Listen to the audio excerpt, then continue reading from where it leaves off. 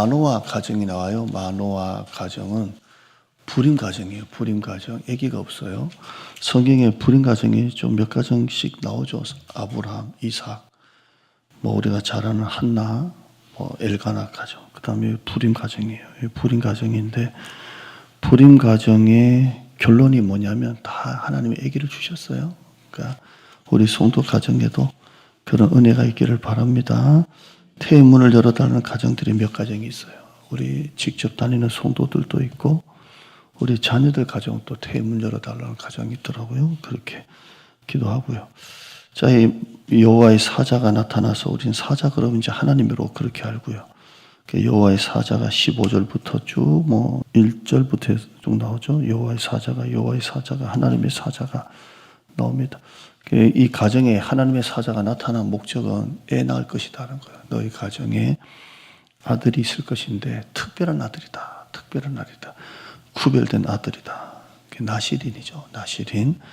너희 가정에 특별한 아들을 줄 것이다. 이렇게 하고요. 이 얘기를 듣고 제사까지 다 드리고 했는데요. 그때까지 마노아가 하나님의 사자인 줄을 몰랐어요. 16절 봐요. 다 했는데요.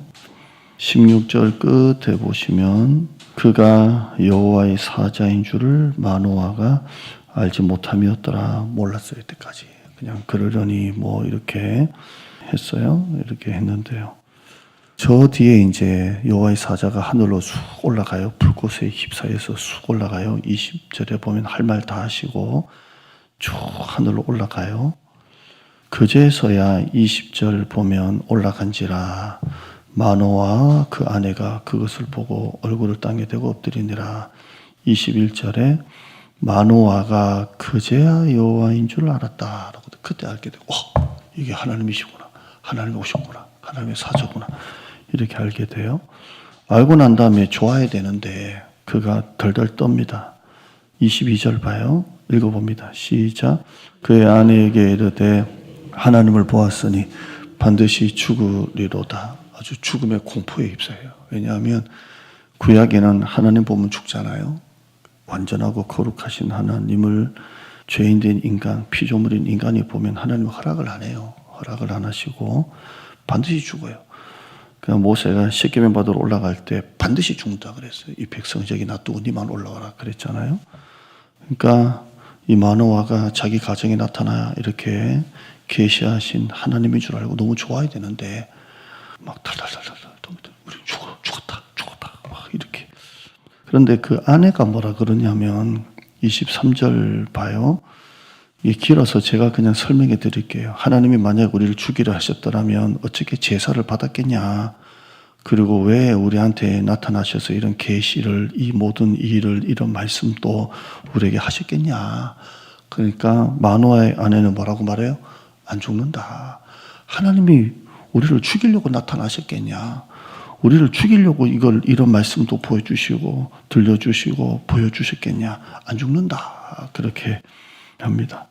그러니까 마노아의 아내 계속 나오는데요.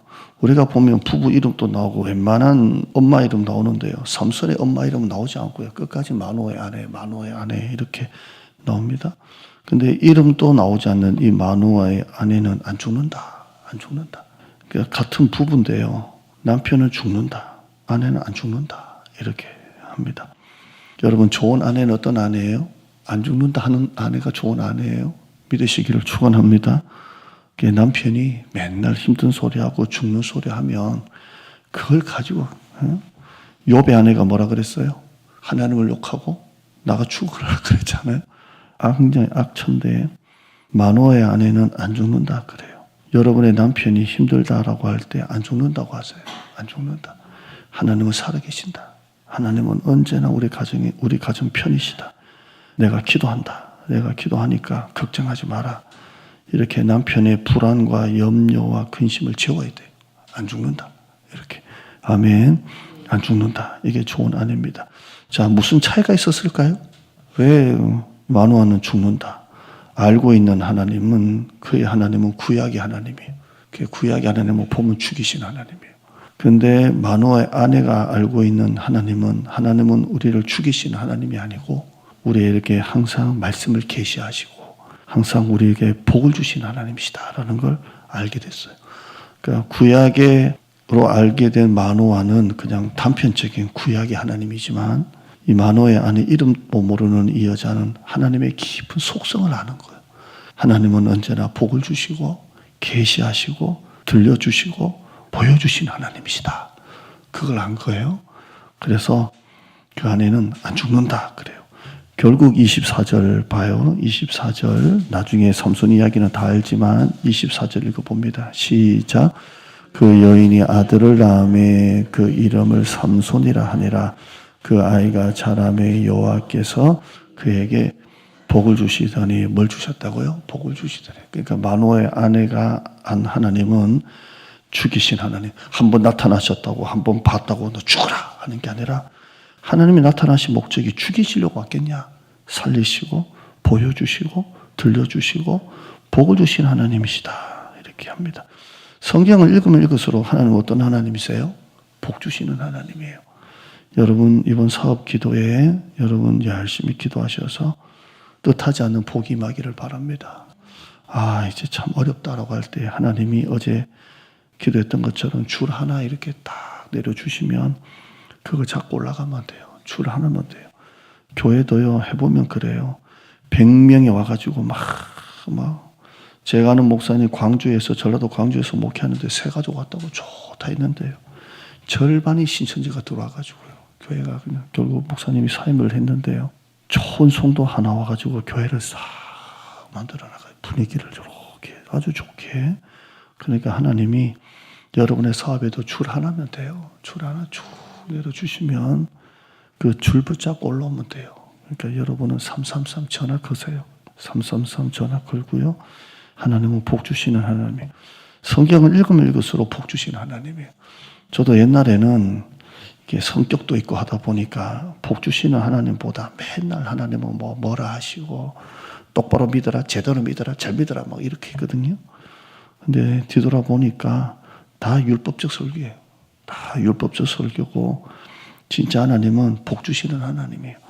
불인 가정에 아들을 주시고 안 되는 가정 되게 하시고 없는 가정 채워주시는 분이 하나님이신 줄 믿습니다. 복을 주세요. 호세아 6장 1절에 보면 오라 우리가 여호와께로 돌아가자. 여호와께서 우리를 찢으셨으나 낫게 하실 것이요. 한번 따라 하시죠. 우리를 찢으셨으나 도로 낫게 하실 것이요. 자, 한번 잘 들어요. 찢는 게 목적이에요. 도로 낫게 하는 게 목적이에요. 낫게 하는 게 목적이에요. 하나님은 복 주신 하나님이에요. 그 뒤에 또 나와요. 우리를 치셨으나 싸매어 주실 것입니다. 치시는 게 목적이에요. 싸매 주시는 게 목적이에요. 싸매 주는 게 목적이에요. 하나님은 살리신 하나님이에요.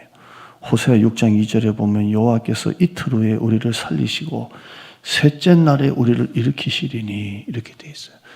여러분의 사업이 셋째 날 되시기를 바랍니다.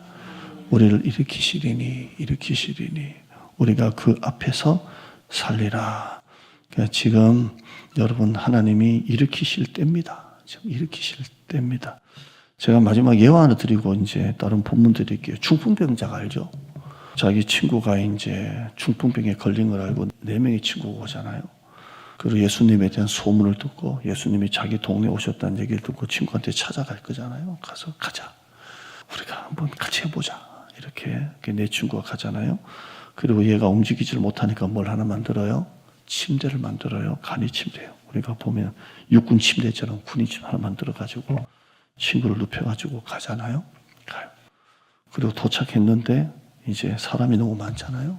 안 돌아가고 올라가서 지붕을 뚫고 어떻게 올렸는지 또 어떻게 줄을 매달았는지 줄을 매달아서 이렇게 내리잖아요. 자, 이 모습. 자, 이 4명의 친구들 가자. 가자. 나. 그리고 왔어요. 포기할 만한데도 해보자. 지붕 올라가자. 뜯자. 그리고 내리잖아요. 어떻게 이럴 수가 있어요? 확신이에요. 확신. 예수님이 고쳐주신다라는 확신. 자, 중풍병자 걸린 이 친구 아픈 거 보여주기도 싫은데 가자 하니까 왔어요. 친구가 동의 안 하면 되겠어요? 지붕에 올라가자. 야, 이게 말이 되냐? 그리고 올라가요. 땡겨 올랐겠죠. 그리고 내려가요. 창피해 죽겠어요. 그런데 이 중풍병 걸린 친구가 물론 절박함도 있겠지만 어떻게 이걸 다 동의했을까요? 예수님이 내 병을 낫게 하신다는 확신이에요. 확신. 여러분 지금 사업이 어렵고 힘들어도 오늘 하나님은 복 주신 하나님이에요. 이 확신을 가져야 돼요. 확신. 목회도 힘들 때가 있고 어려울 때가 있고요. 성도들 막 뒤에서 목사를 돌이킬 때도 있고 막 힘들 때가 있어요. 진짜 힘들 때가 있어요. 설교 한 편 했는데 성도들 그거 가지고 막 목장에서 수근수근하고 막 희한한 일이 막 일어날 때가 있어요. 그럴 때가 있어요. 그때도 확신해요. 하나님은 복 주신다. 확신이에요. 여러분 오늘 말씀을 통해서 이 확신을 가져요. 하나님은 죽이신 하나님이 아니고 어떤 하나님이에요? 복 주신 하나님이에요. 그러니까 이 확신을 가져야 돼요. 구원의 확신, 기도응답의 확신, 승리의 확신, 십자가의 확신, 확신을 가져야 돼요. 그 두 번째는 감사하세요. 그리고 하나님이 새 길을 열어주십니다. 저는 이제 교육자로서 이렇게 해보니까요. 교육자도 그래요. 감사하는 교육자에게 하나님이 또 다른 길을 열어주세요. 감사 안 하면 그 다음이 없어요. 지금 내가 작은 일이라도 감사하면 하나님이 그 다음을 열어주세요. 그러니까 여러분 감사하세요. 오늘 이 말씀 딱 기억하고 마지막 날이에요. 정신 딱 차리고 오늘 마지막 날 하나님 앞에 333 기도해서 복 주시는 하나님 앞에 복을 받는 여러분 사업 되기를 바랍니다.